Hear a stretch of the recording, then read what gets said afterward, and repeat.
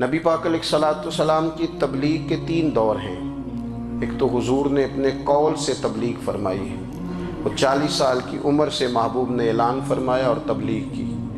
اور ایک نبی پاک صلی اللہ تعالیٰ علیہ وسلم بالواسطہ حضور کی تبلیغ ہے جو آج تک جاری ہے۔ امت کے علماء، مشائخ، مبلغین حضور کے دین کو آگے پھیلا رہے ہیں، تو دراصل یہ بھی تبلیغ رسول پاک علیہ السلام ہی کی تبلیغ۔ اور ایک حضور کی تبلیغ کا دور ہے، حضور کی پیدائش سے لے کر ولادت مبارکہ سے لے کر حضور علیہ السلام کے اعلان نبوت تک۔ اس دوران نبی پاک نے جو تبلیغ فرمائی ہے وہ اپنے کردار سے فرمائی ہے۔ عرب کا وہ معاشرہ جو بڑا میلا کچیلا گدلا ہو چکا تھا، جس کے اندر سراسر مادہ پرستی کا زور تھا، جس کے اندر لوگ انسانوں کی خرید و فروخت کرتے تھے، جس کے اندر بیٹیوں کو زندہ دفن کر دیتے تھے، جس کے اندر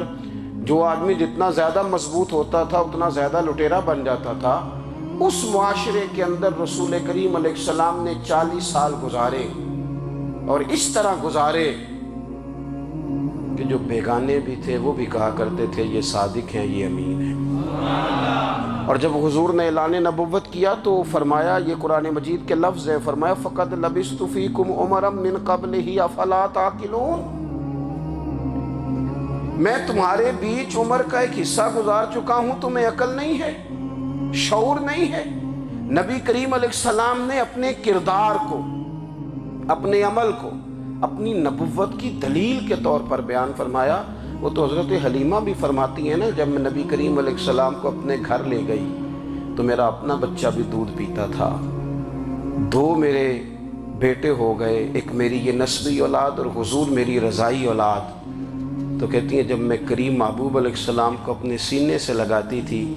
تو حضور میرے ایک پستان سے دودھ پیتے تھے اور دوسرا اپنے بھائی کے لیے چھوڑ دیا کرتے تھے۔ یہاں سے رسول کریم علیہ السلام نے کردار کے ذریعے تبلیغ، اور پھر اعلان نبوت سے پہلے ایک تنظیم عرب کے جوانوں پر، عرب کے سرداروں پر مشتمل بنائی گئی، جس میں نبی کریم علیہ السلام نے بڑا حصہ لیا سرکار نے، اور بڑے اہم لوگوں کو شعور حضور نے عطا فرمائے۔ وہ اس جماعت کا فیصلہ تھا کہ ہم سارے جوان، سارے بڑے لوگ ملیں گے، یہ حضور کے اعلان نبوت سے پہلے کی بات ہے، ہم بڑے لوگ ملیں گے، کسی بڑے کو کسی چھوٹے پر ظلم نہیں کرنے دیں گے، کسی آدمی کو کسی غریب کا حق نہیں کھانے دیں گے۔ حضور علیہ السلام نے نا اپنے کردار سے، اپنے عمل سے، اور آپ کا جو عمل ہوتا ہے نا وہ اصل ہوتا ہے،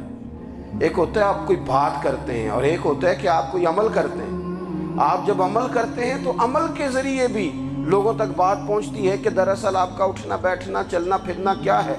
میرے رسول کریم علیہ السلام کا اٹھنا بھی ایک نبی کا، بیٹھنا بھی ایک نبی کا، بات کرنا بھی ایک نبی کا، معاملات زندگی کرنا بھی ایک نبی کا، لین دین کرنا بھی ایک نبی کا۔ ایک شخص کہتے ہیں میں نے اعلان نبوت سے پہلے حضور علیہ السلام سے کوئی چیز خریدی تھی، اور میں نے عرض کیا تھا آپ یہاں تشریف رکھیں، میں پیسے لے کے آتا ہوں، میں 3 دن کے بعد آیا۔ دیکھو یہ بات کرنی کتنی آسان ہے، بولنی کتنی آسان ہے، پر 3 دن یہاں میرے بھائی کو کسی شخص کو 2 گھنٹے انتظار کرنا پڑ جائے تو لوگ کہتے ہیں الانتظار اشد من القتل، یہ تو قتل سے زیادہ تکلیف والا معاملہ ہے منتظر رہنا کسی کا۔ کہتے 3 دن کے بعد میں آیا تو میرے رسول کریم وہیں تشریف فرمایا، بس اتنا فرمایا یار تم نے مجھے بڑی تکلیف میں ڈال دیا، 3 دن ہو گئے یہاں رکے ہوئے۔ تو حضور نے اپنے کردار کو، اپنے عمل کو، اپنے معاملات کو سب سے پہلے اپنی نبوت کی دلیل کے طور پر پیش کیا۔ کسی نے کیا خوب کہا تھا کہ جو تیری جان کے دشمن ہیں وہ بھی کہتے ہیں،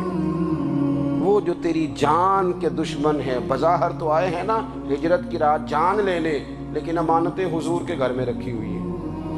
امانتیں کاشانہ نور پہ پڑی ہیں۔ وہ جو تیری جان کے دشمن ہیں وہ بھی کہتے ہیں کہ امین تو ہے اور صداقت کی آبرو تو ہے، امین بھی تو ہے، صداقت کی آبرو تو ہے۔ تو پہلے کردار، پھر دوسری بات، اللہ تعالیٰ نے اپنے محبوب علیہ السلام کو اپنا مطلق نائب بنا کر، اپنا محبوب اعظم بنا کر ویسے ہی سارے انسانوں کے بارے میں کہا وَإِذْ قَالَ رَبُّكَ لِلْمَلَائِكَةِ إِنِّي جَاعِلٌ فِي الْأَرْضِ خلیفہ، میں زمین میں اپنا نائب بنانے والا ہوں۔ لیکن حضور علیہ السلام تو محبوب ہے نا، حضور کی نیابت تو محبوبیت کے درجے پر فائز ہے، تو رسول پاک کو رب کریم نے اس طرح کا بنا کے بھیجا کہ حضرت عبداللہ ابن رواحہ رضی اللہ تعالیٰ عنہ بیان فرماتے ہیں کہ اگر حضور کوئی معجزہ نہ بھی دکھاتے، نبی کریم علیہ السلام سے کوئی اعجاز لوگ نہ بھی دیکھتے، تو محبوب کا تو چہرہ ہی اس طرح کا تھا، لوگوں نے دیکھتے جانا تھا اور کلمہ پڑھتے جانا تھا۔ لیکن باوجود اس کے